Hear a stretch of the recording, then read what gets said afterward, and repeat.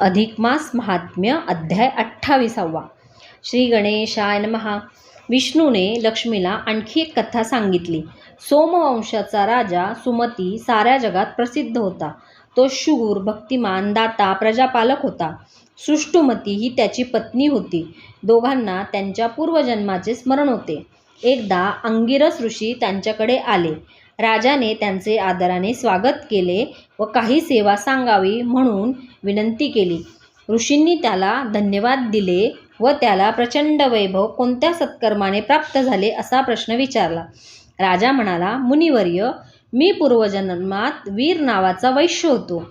मी चोऱ्या करी, वेश्यागमन करी, ब्राह्मणांची गायींची हत्या करी.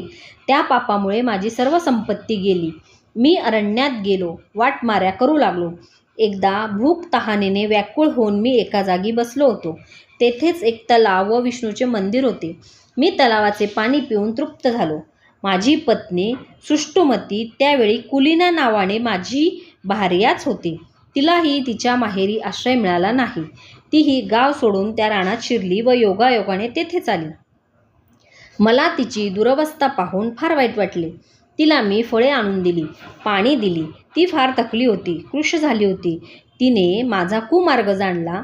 मी रानातही हिंसाकर्म करतो हे पाहून तिने मला या मार्गापासून परावृत्त करण्याचा प्रयत्न केला. तिने सन्मार्गाचा व विष्णूच्या भक्तीचा उपदेश मला केला.